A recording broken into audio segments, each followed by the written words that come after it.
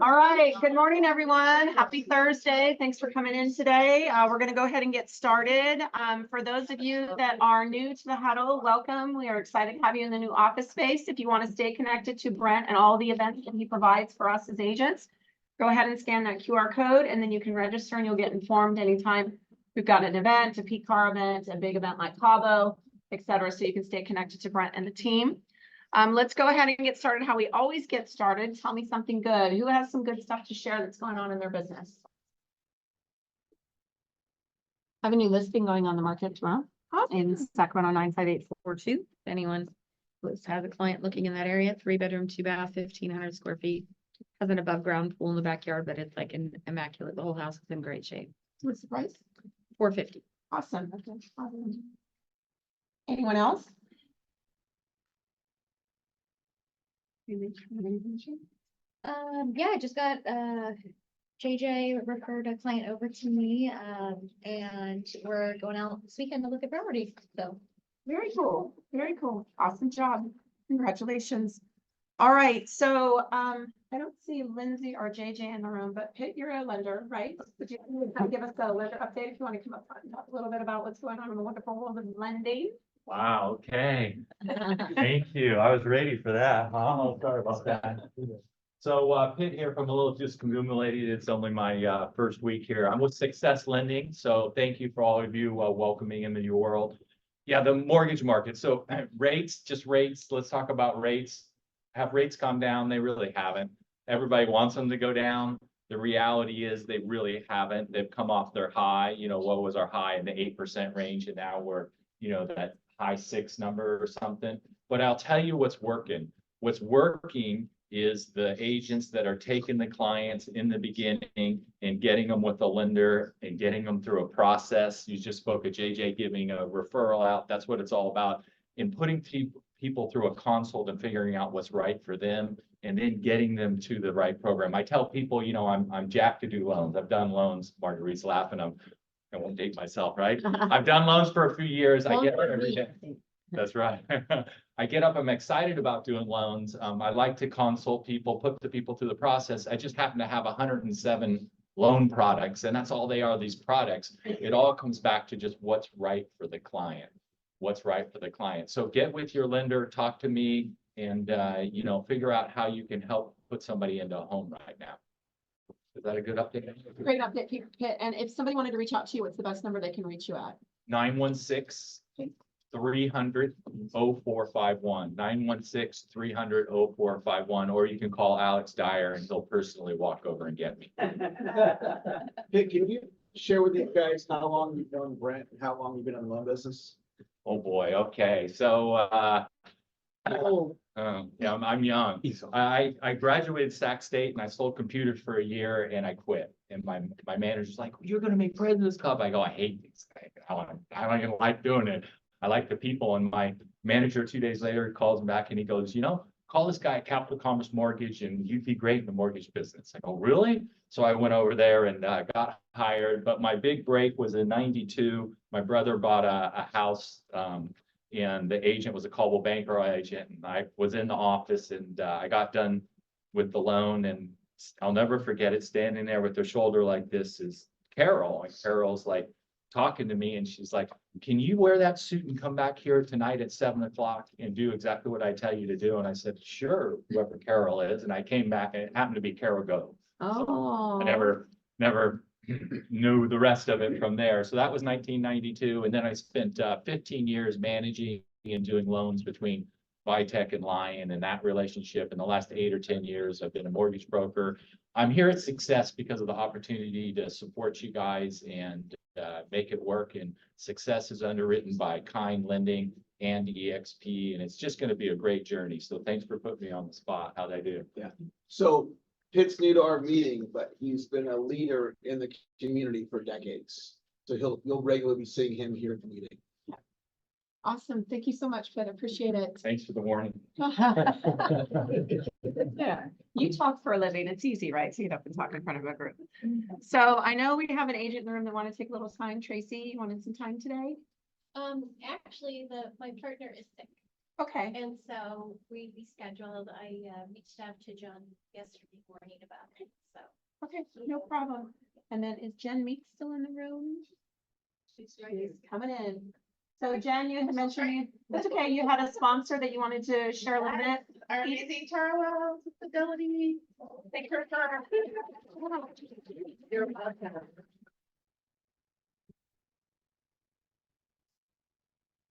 Good morning, everyone. I'm Tara with Fidelity Home Warranty. Some of you may know me, and if you don't know me by face, you know me by email or you know me by text, right?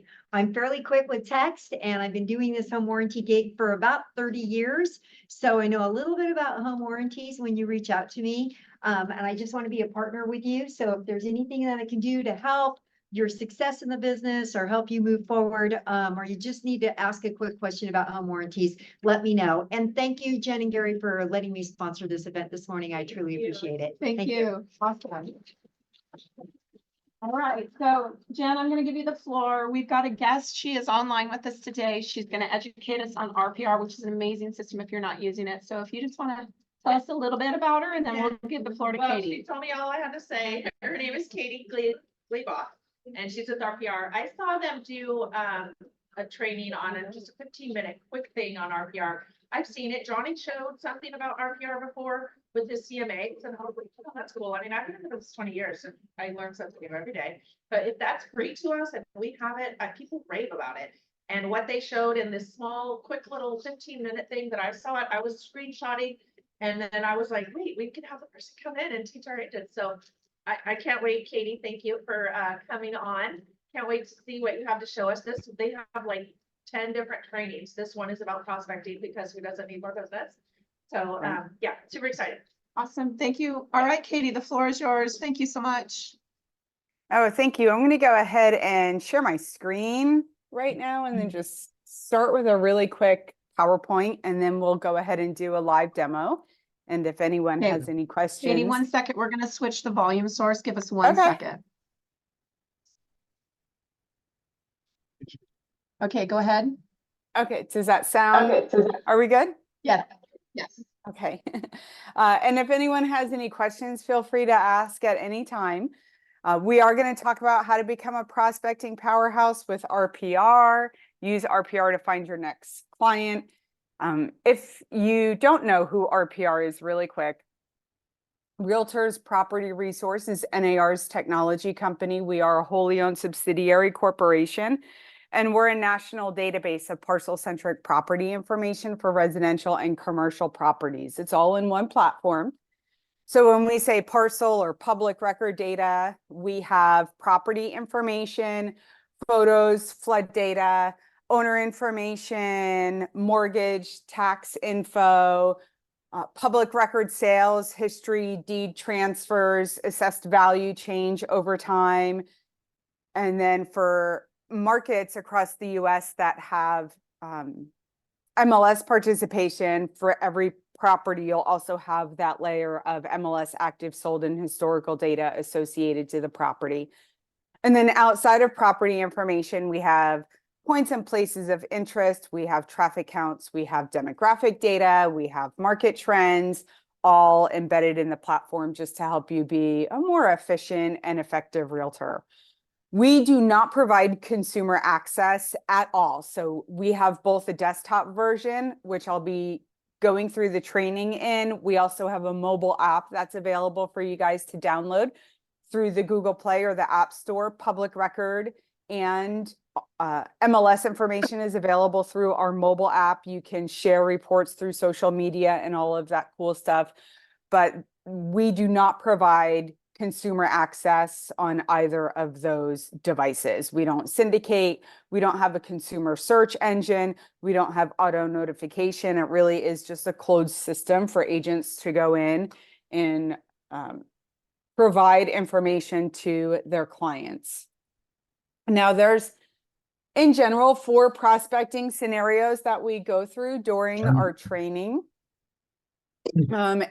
And if you guys have any scenarios outside of what you see on the screen, go ahead and share it into the chat and we'll try to squeeze that in as well. We have prospecting scenarios if you're looking for a specific buyer, they can't find the right property that's currently listed.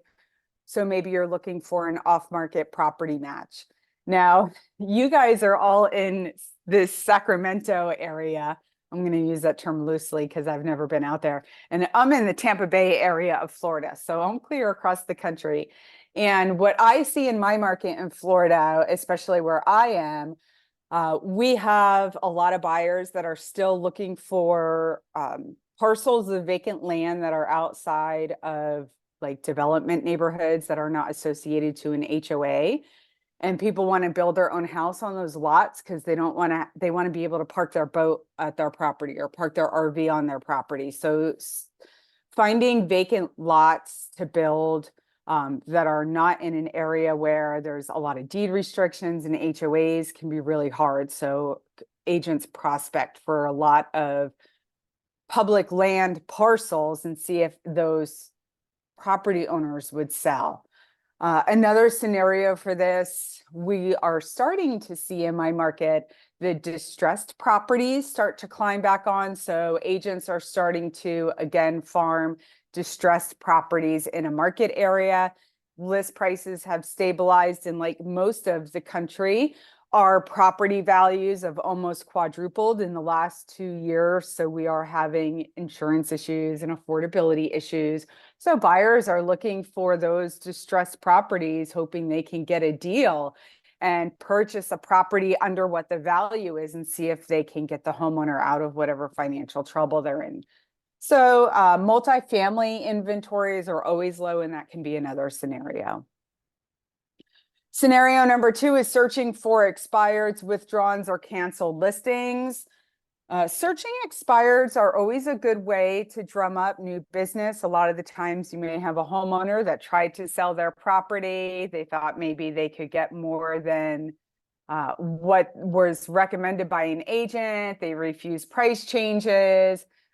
They turned down contracts looking for something that's above what their list price is.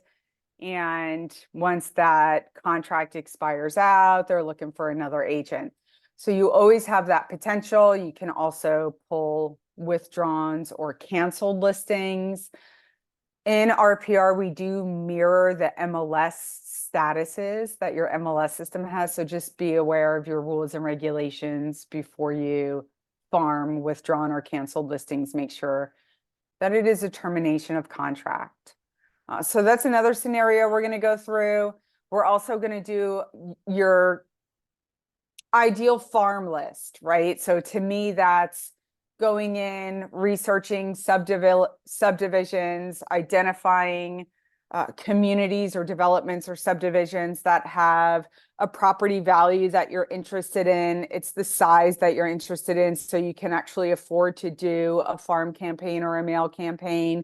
Maybe you're looking for properties that have positive property value growth, high owner potential, and not a lot of rentals, so you can get that seller opportunity in there.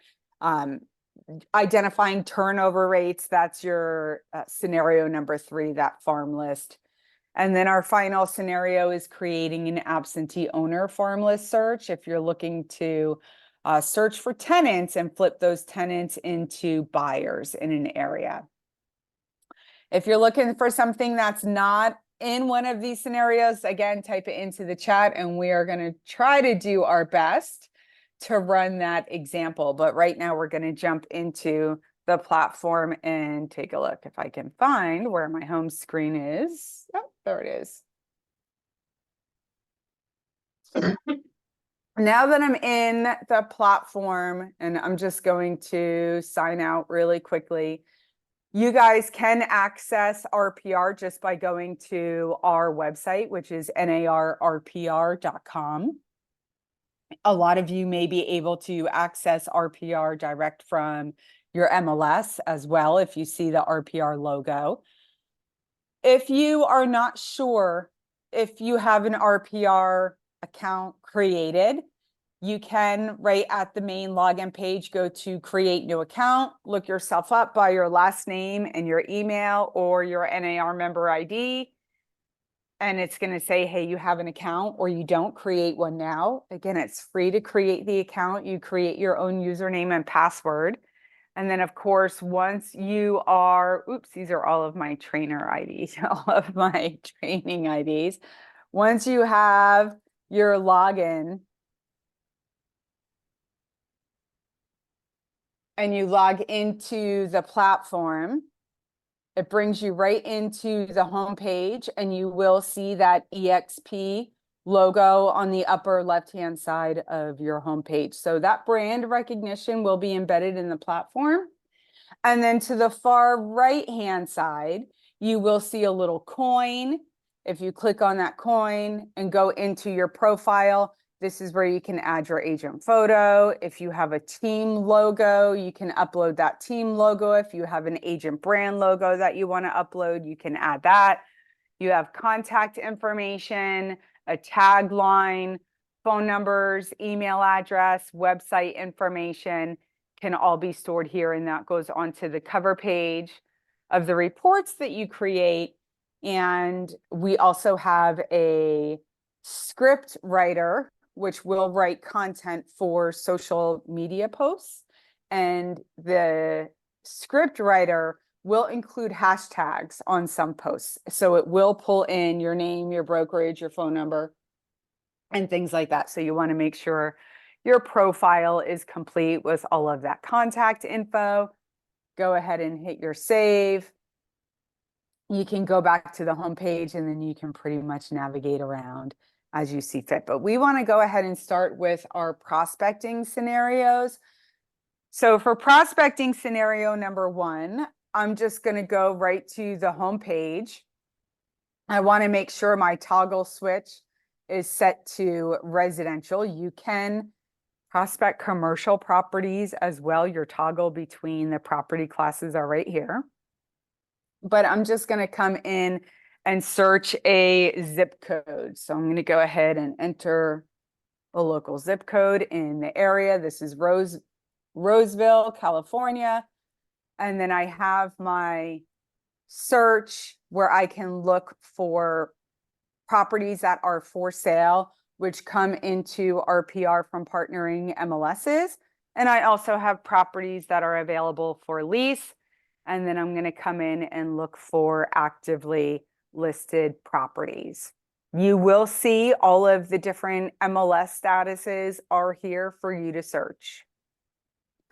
The next scenario I have is a property type. So single family, condo, co-op, other residential, multifamily, lot land, farm, or ranch. And I'm going to take a guess and just look for active multifamily properties within this zip code.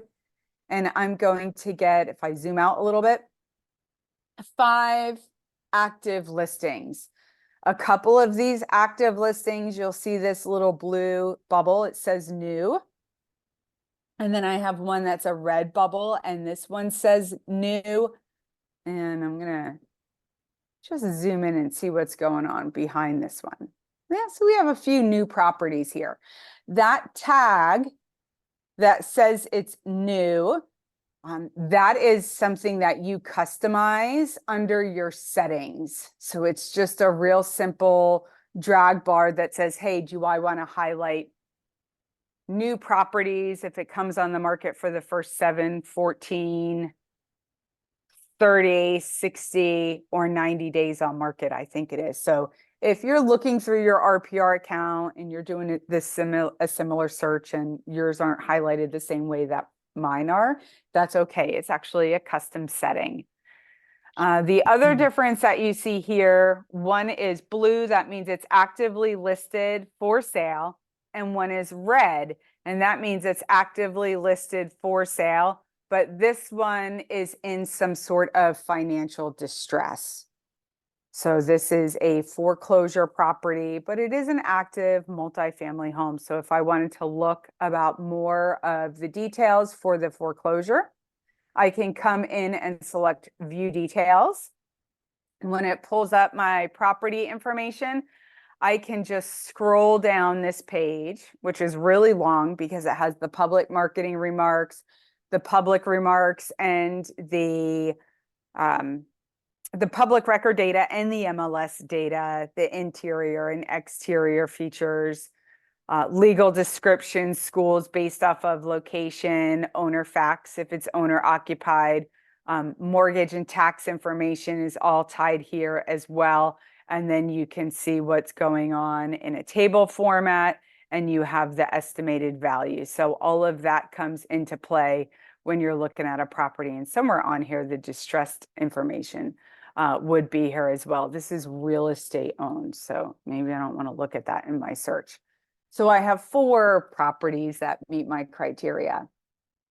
If my client is not interested in these 4 properties that are currently active, and I just want to do a quick search and say, hey, for this zip code, I want to find all of the multifamily parcels that have been owned by the same owner for more than 10 years. You know, I can come in and go to the top of my search filters. I have my type or status. So instead of looking at that active inventory for what's available for sale, I'm going to switch my toggle to the public record data. I want to stick with my multifamily properties.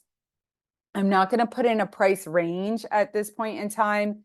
When you're looking at public record data, you can put in a price range, but you're actually then using that field as a value range search. So it's going to look at the estimated property value and look for properties within that value. So you can search by value range. But to the right of my search, I have more filters.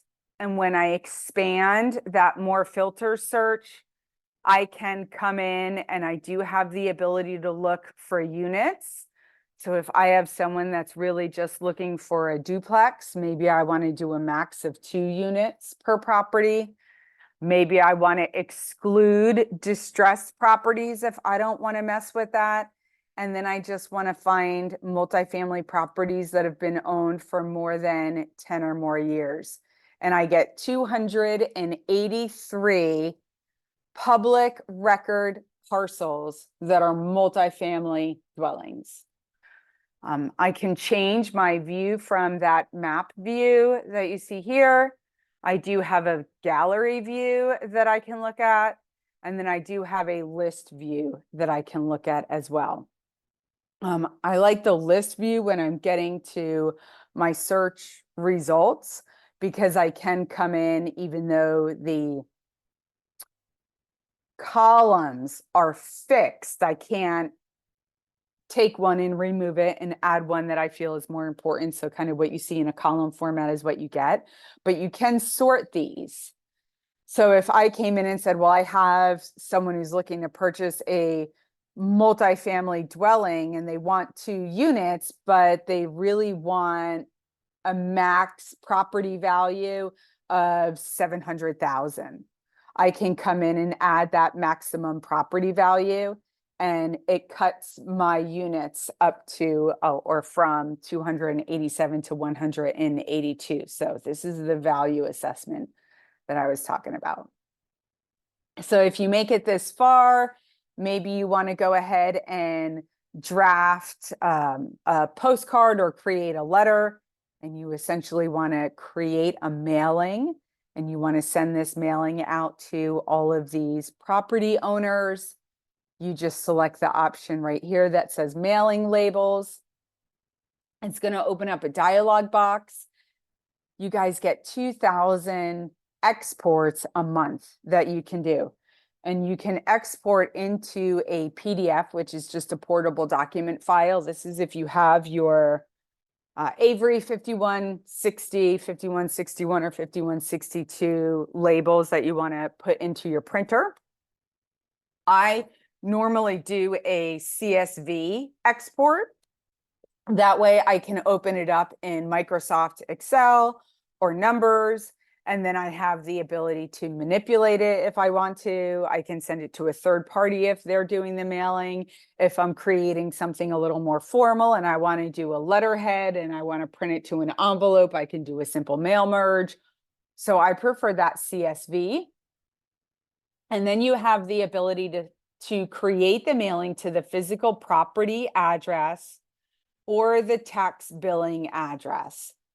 Now, in this scenario, or I should say in this type of export, when it's a CSV export, the address type doesn't really matter because I'm going to get both the physical property location and the tax billing address in my export. But the system automatically eliminates duplicates. And if I'm doing any sort of farming search and I don't want to, or investor type search, if there is a single owner that owns 2 or 3 units or more than one property, I want to know what properties they own. So I usually uncheck this and see if it changes my export number. So you can take a look at how many will be included in the export. You do have the ability to exclude properties on the do not mail list. This is a default. We automatically exclude them. It's a courtesy business distribution list. And you can also exclude properties with incomplete addresses. And then I'm just going to scroll down and hit the export button. I'm going to come up to the top. And I'm going to open up my CSV file, and here you go. We have owner full name, owner 1, owner last name. We're going to then have owner 2. Whoops. We have the property full address, and then we have it broken down. Again, that's your mail merge functionality, and then the tax address, and if they're on the do not call list. From here, we do not store exports. So it's a one run and you're done. So you want to make sure you're coming in and you're saving this export, especially if it's public record data.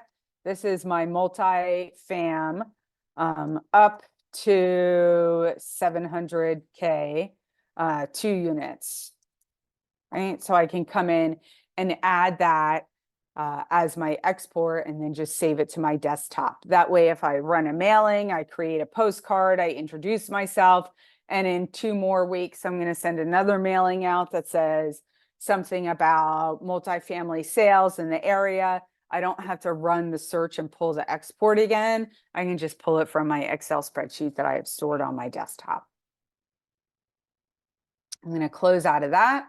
You will see as you go through your mailings, on the lower right-hand side of this dialog box, you do have your export status. You get 2,000 records a month. It's going to have your count for how many you've generated throughout the month in total, how many you have remaining, and how many are included in the export. So you get that little tracker window. I'm going to go ahead and close out of that. Do I have any questions on that scenario? I don't see anything coming into the chat. Okay. The closure one, the sale date that we could see there. That when it's gonna close. I'm sorry. Did you hear that, Katie? He was I did asking not. on the properties that are in foreclosure. Can you hear me now? Your audio is breaking up. I heard it for the properties that are in foreclosure. Can you see the foreclosure date? Usually you can. I don't know why it didn't come up on this multifamily property. But if I come in and I'm going to do just a different search. If we're looking single family and condos, I'm going to go to my more filters and we can come in here. And instead of excluding distressed properties, I'm going to include. So this way, let's say we're looking in this zip code. We want single family homes or condos. I'm going to erase my price. Public record properties, single family or condos that are either in a notice of default or a notice of trustee sale subject to auction. You can add a date if you're looking for something more recent. And I'm going to take my time owned out. I'm going to go ahead and update my search. These are off-market properties. So these are not currently listed for sale. The only difference in an off-market property when it comes to property information in RPR and an on-market property, you will have another MLS layer of information that goes along with this data sheet.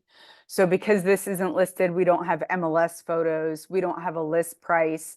We have one column of public record facts. We don't have a second column of MLS facts. Our interior and exterior features are just public record data. We have our owner information. And now we have our public record history, which is deed, mortgage, tax, and distressed. So we can come in and see the recording date, what the auction time was, if there was a judgment, if there was an auction sale, if there's still an unpaid balance, that would all be here on the distressed information. And this goes through, so we can see 1, 2, 3, 4 times this property's been through financial distress. So then we can look at the deed info and see if it was all the same owner while that was happening, or if it happened with separate owners. That's how a distressed property would look in RPR. Does that answer your question? Yes, Okay. thank you. Perfect. I'm going to go ahead and reset my filters. And then we're going to go back to our homepage and we'll do scenario number 2, which is searching expireds, withdrawn, or canceled listings. And this is one, again, just know what your MLS rules are. If a withdrawn listing is not a canceled status, maybe it's a unavailable to show, be aware of that. But if I go into a zip code, and then I'm going to come to my type or status, I'm going to look for sale properties. So I'm going to deselect the for lease. And then I'm just going to come in and say, I don't want active. I don't want under contract. I don't want pending. I want properties that expired, or I want properties that canceled out. You will see with each of these, you do get a date field. And these date fields pertain to the particular status. So each status has its own date field that can work. So let's say I just want, for my expireds, I want to look through January 1st or later, but my canceled, I want to look through February 1st or later. So the dates can be different. It really doesn't matter. And then I'm going to go ahead and run my search, and I get 17 properties. Now with these 17 properties, really quickly, when you search by this location bar up here at the top, it is limited to one location. So it can either be a single county name, it can be a single city name, or it can be a single zip code. So if I'm going in and I'm farming expireds or prospecting expireds, I use the term farming. I don't know what the local term is, or if you guys use one or the other. But if I'm farming expireds, I may want to get more than 17 properties in an area. So from the map view, again, the different views are just below your search icon. You have that list view, you have your gallery view, and then you have your map view. So within your map view, on the upper left-hand side, you have this show geographies dropdown. And the show geographies just layers different residential boundaries onto the map. So you can select multiple boundaries at one time. So maybe I wanted to grab 3 zip codes. So I wanted to come in and grab 747, 678, 765, and 677. Anything in this kind of quadrant here.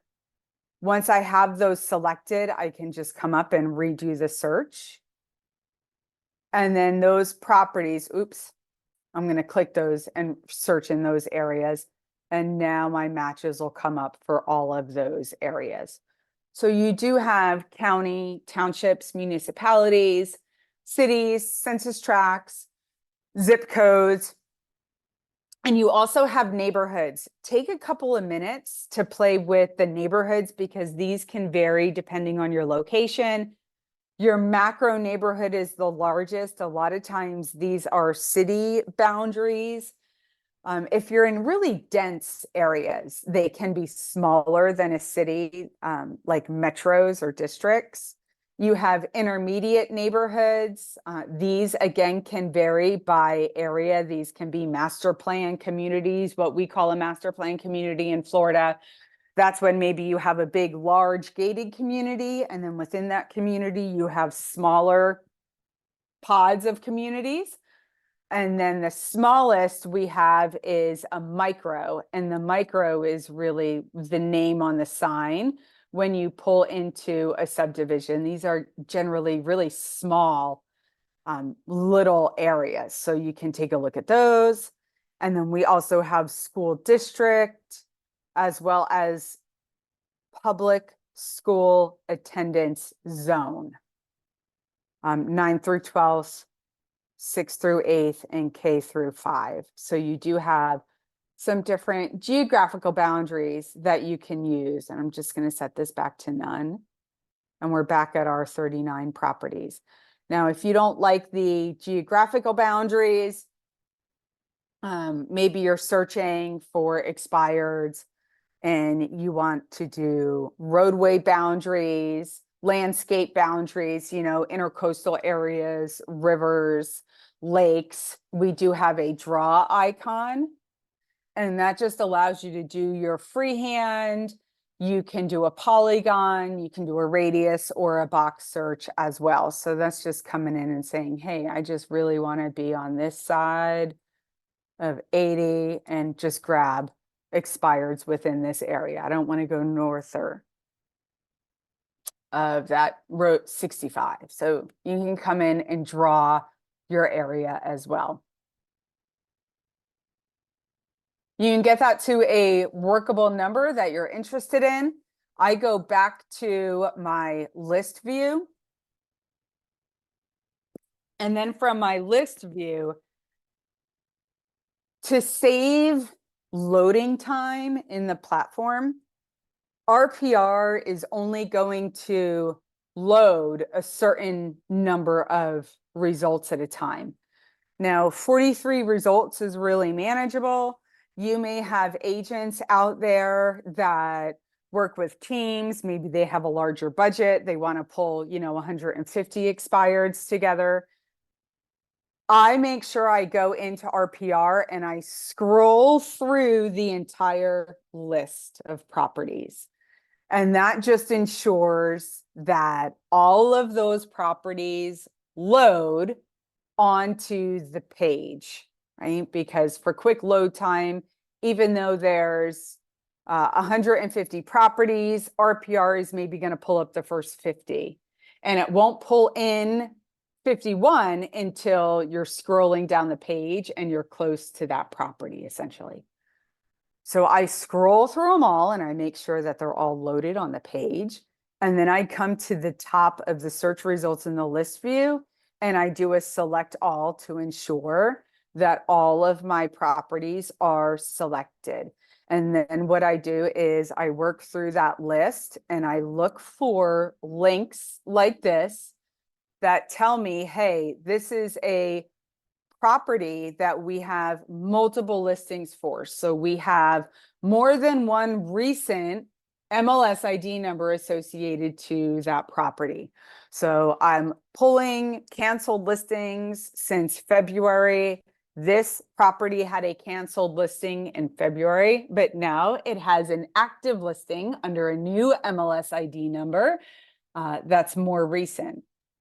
So I know now, oh, this property's listed active for sale. So I can come in and uncheck that and say, hey, that's an active property. I don't want it included in my search results.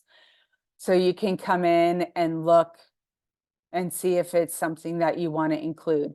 What happens in our market area a lot of the time, I don't know if this happens by you, we will have canceled and expired listings where the owner doesn't sell it, and they're like, well, I'll make my money trying to rent it. And they will have a expired or canceled listing. And when you click on the multiple listings, it'll pop up and it's listed as a rental. Now, in our market, agents are able to farm those because the rental agreement offers different services than the sales agreement. So in that scenario, you can keep it included if that meets your rules and regs. But this just gives you the opportunity to come in, see what's going on with the property, and then you have the choice of coming in and saying, hey, do you want it listed or not? Another thing that you can do when you're searching canceled, withdrawns, and expireds, if you are looking to filter out new construction, if you're in an area that's heavy on new developments, under the more filters to the bottom right-hand side or bottom left-hand side, excuse me, we do have a year built, right? And this is where you can come in and say, hey, I want properties that are built before 2021. And that will come in and only give you existing expireds. Okay, so I don't know how you guys work with developers, but that's an option as well. So you can work with those search results. You can get rid of the properties that you don't want to include in your mailing labels. And then once you're done working with your list, you can create labels. Now here under our sort, this gives you some sorting options that aren't available with the standout columns within the search results. In here is owner name. So if you like to have your labels exported alphabetically by owner name, you can sort by owner name. Then you can go to your mailing labels. You can export only those properties that you want. You hit the export button. And then again, you're coming in saying, hey, I only want this CSV. I look, which is going to give me more the property or the tax. Do I want to include properties on the do not mail list? I hit my export button. And then once again, I get that export with that listing info.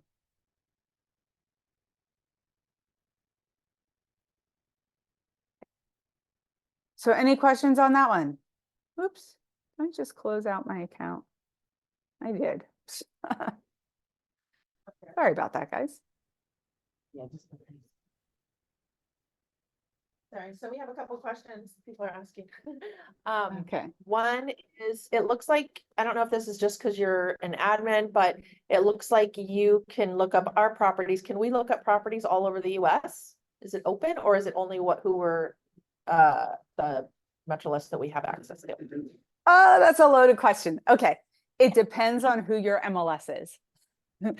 Each MLS has a individual partnership agreement with RPR, and that MLS determines who they're going to share their data with. So you guys can go when you log into RPR, on the upper right-hand side where your profile is, when you click into your profile, scroll down to where your MLS information is. By the way, guys, if you participate with more than one MLS, make sure all of them are linked. But under your MLS information, you're going to see this link right here that says listing data access. And when you click on that, a little dialog box is going to open up, and you can filter by MLSs that share data with you or MLSs that don't, or all, and you can go through a list. But here you can just search by state, and you can see which MLSs. I'm in Florida. You can come in and say, ooh, I want to know what Florida MLSs share their listing information. It'll say, hey, they share their on-market data, their historical data with you, or any additional info. So that's how you find Okay, my out second question. which market areas. Okay, I'm sorry, I didn't mean to interrupt. No, Are you go done? ahead. Yep. The question is, obviously we can export this. I don't know if you have any experience of integrating this. We use KV Core as our CRM. And clearly, I mean, it just gives you can only mail to them because we only have addresses. Is there any way or anything you know about how would we, once we export that information, then what are you doing with it? I mean, obviously we know you can mail to them, but there's no calling. We don't have any numbers or emails or anything like that. Do you know? We do anything not have beyond that email as far ad. as what people are. Yeah, we don't have email addresses. We do have phone numbers. The phone numbers are not included in the export. But yeah, it's just for your general mailings. If you wanted to send out postcards, if you wanted to do letters, you can do it with those property addresses. We Are do those have, go ahead. Does Yeah. someone else have a Are the question? numbers where- I'm sorry, I can't. the numbers it's- Are they ran against the do not call list? Are they compared against the do not call list? No, they are not. That's your responsibility. Yeah, they're not. Whoops. They're not indicated if it's on the do not call list or not. Sorry, I have a fly going on me. All right, now we want to jump in and do your geographical farm area. And your geographical farm area, what I like to do first off is my research. Okay. So under the RPR search bar, we have research. And then from research, we have our neighborhood search. And then from our neighborhood search, I like to do this at a zip code level. It's up to you what you're comfortable with in your area. But a lot of times a city for me is too many things to look at. And so I have a tendency to bring it down to a zip code level, and I'll research one zip code level at a time. So it's information that I'm able to digest. So I'm going to come in and under, again, it's research, it's neighborhood search. Under my neighborhood search, I'm going to type in the zip code that I want to research. And then we will see we have a type dropdown.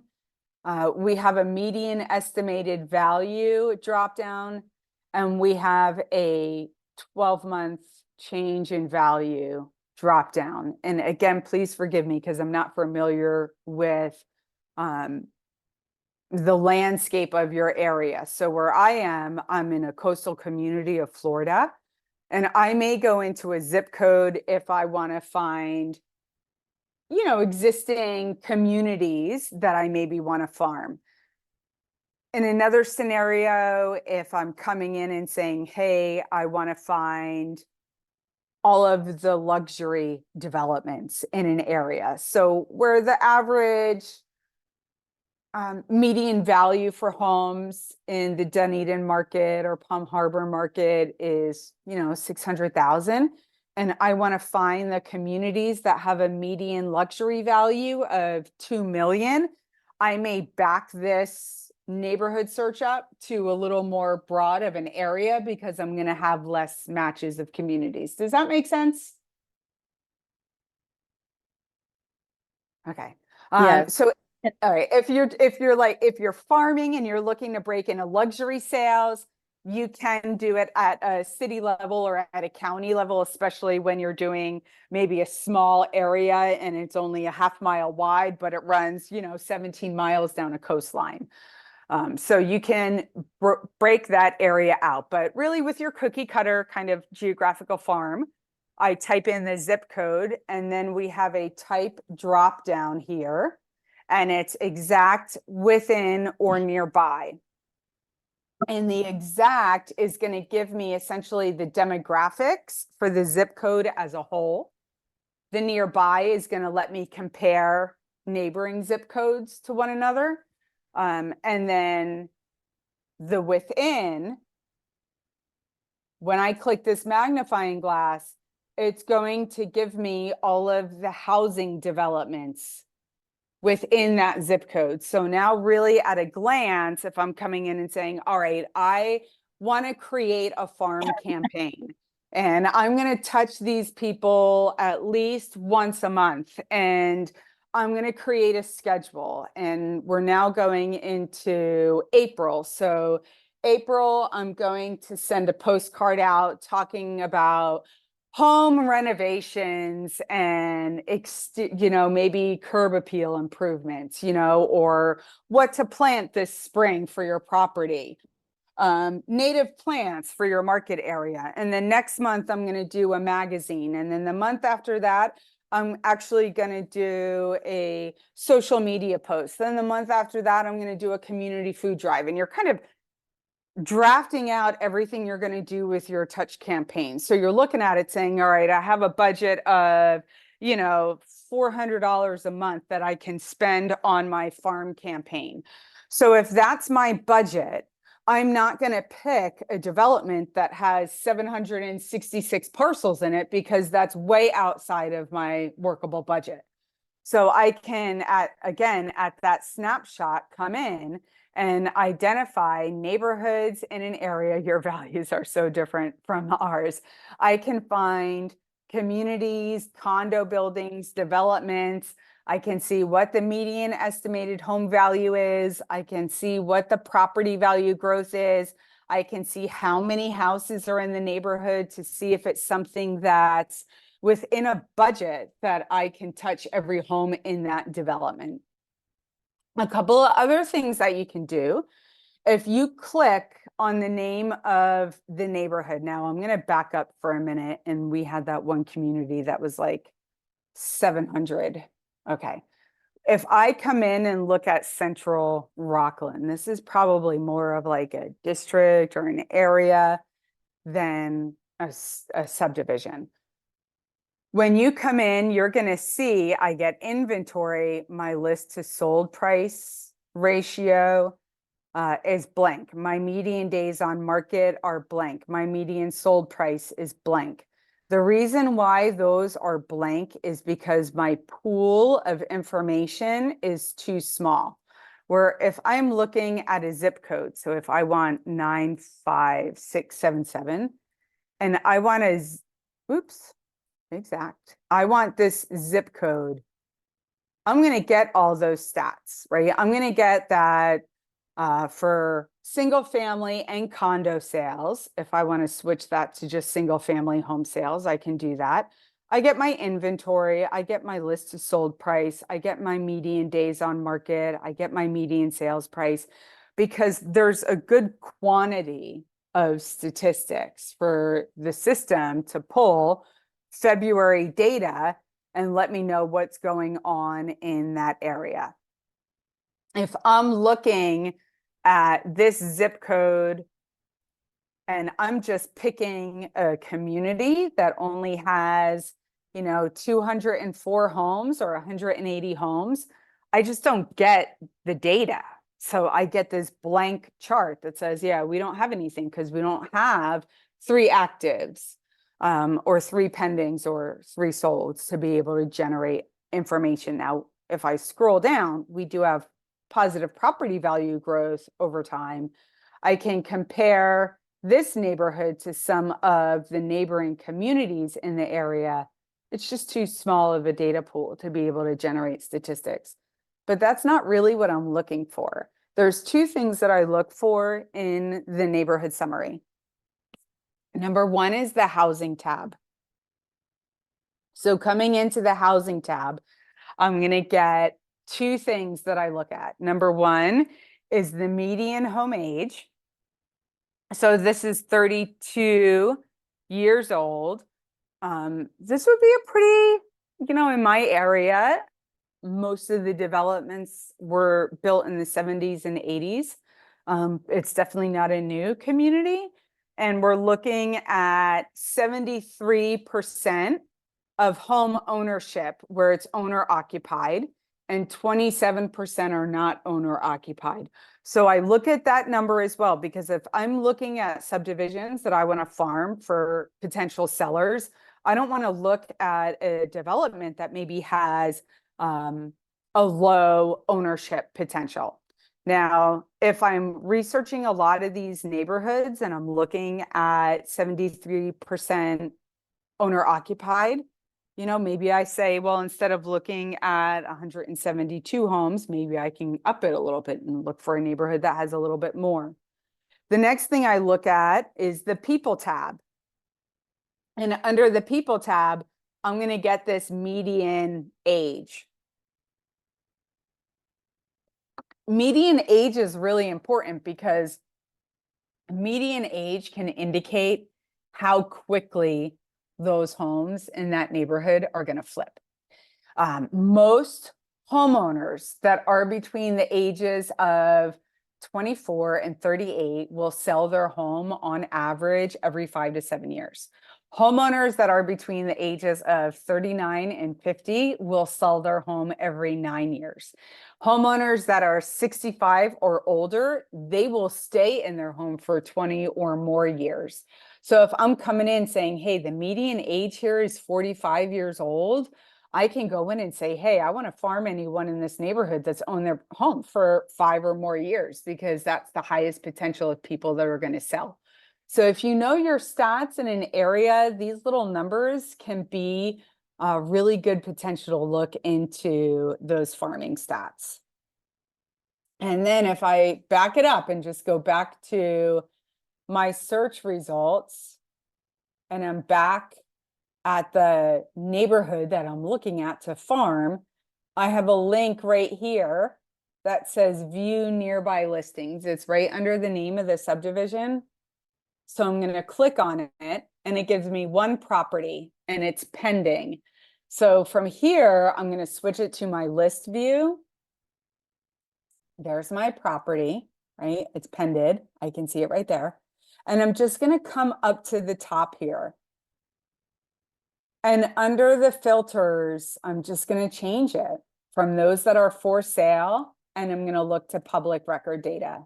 And that's going to give me all 197 parcels that are in the neighborhood.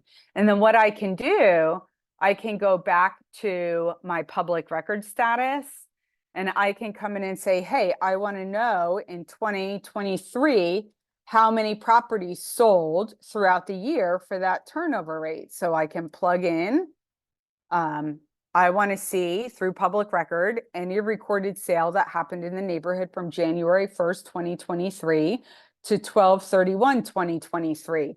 And then I can click on that magnifying glass and it's going to give me 8 properties. So from here, I can just grab my calculator. If I have 8 properties, I divide those 8 properties by the total number of parcels in the community. I'm at a 4% turnover rate. Anywhere between 3 and 5% is what the experts say is a good turnover rate where you have the potential to get that return on your mailing investment. And then I can come back up to my filters. I'm going to clear out my sold date. If I want to know how many properties are owner occupied, again, I can click that owner occupied and I can see it's 177, right? So I'm losing maybe 20 properties if I didn't want to look for those owner occupied. And then if I just wanted to come in and say, give me anything that's, old owners had it for more than 5 years, I'm down to 107. Okay. So then I can come in and say, hey, I want to update my search. Now I want to go in and pull my mailing labels. And some things that we have, I know EXP, right? Is it EXP that you guys are with? Or did you say? Yes. Okay, so EXP, you get a whole design center, right? With EXP where you can do all that really good, cool stuff. And we have a design center as well. So if you go to the help tab at the top of the RPR homepage, we have a training area right here. And if I click into our training area, you can go to learning. And right here, you'll see Canva templates. And if you click on that, we have custom pages that are templates where you can go in and cut the RPR logo out and paste in the EXP logo, put your photo into it, and type a agent bio or add past client testimonials. We have pre-formatted Facebook posts that you can create in Canva. All you have to do really is customize it for your agent brand and then maybe change what the stats say for the relevant month. We also have postcards that you can go in and say, hey, I want to take this postcard. I want to open it up in Canva. It's a free template. And you can essentially go in and in Canva, just add your agent brand and then update these little inventory numbers. And then you can download it and create a postcard, send it to a printer, and create your mailing labels or your mailing that way as well. So we have postcards, we have pre-formatted social formats, we have letters, all that good stuff is here under our Canva templates. Katie, And the that's so last- awesome. Yeah, I have one more if you give me 1 second. If I go, and I'll do it for my area because you do it the same no matter where you are. Okay. If you, I'm sorry, what was that? Well, I was just gonna let you know, Katie, that we typically run for an hour. So our time is up, and I wanted to Okay. give the floor to the agents in the room if there were any questions. You've done such a fantastic job. Do you guys agree that Awesome. RPR is a course that we can start using to prospect? So we really appreciate your time. Does anybody have any questions with anything that she shared today? Nope. So Katie, we have a question. Is there training within RPR? If somebody wanted to go back through and learn? Yeah, we have I know a ton you- of training. Just click on the help and go into the training area. We have ebooks. I'm a book person. Our ebooks are phenomenal. They're free for you guys to download.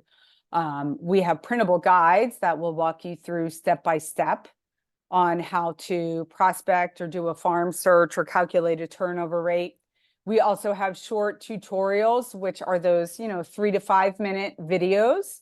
And we also have, and there's our calculating turnover rate tutorial video. It's 2 minutes long, I think. And then we do have national webinars that you can register for as well. And if there is and there's never a cost to any of the training that we have for you. And when we host our national webinars, you always get an email with a link to the recorded version. So if something piques your interest and you're like, oh, it's in 2 days and I can't do it, register anyway, because you'll get that sorry we missed you follow-up email with a link to the PowerPoint and a link to the recorded version of the webinar that you can then just watch on demand. Awesome. Thank you so much. And for those of you in the room who have never been exposed to RPR, we focused on prospecting today, which we're all drumming up business in season, right? But they have a phenomenal CMA and sellers report data that's very detailed. And if you guys take the time up front, like she explained, to build out your profile and brand it, it will actually print nicer than the Cloud CMA on MetroList. So there's some great resources in there that we didn't have time to talk about today. So I'm sure it's all in the tutorials and training, but it is a fantastic resource. It is free to us. I'm a newer agent. So when I got licensed and joined EXP in July and paid all my dues and got my associations, I got all this information. It just came to me and I just discovered it out of the blue. So it is an app. You can search for it on your app store as well and have it on your phone. And it works just as well as the desktop version. So if you don't have it connected, I encourage you guys to get it connected. Katie, we really appreciate your time today. You're It was welcome. phenomenal. You're welcome. All right. You guys have a great day. You Bye-bye. too. All right. Bye online. We'll see you next week.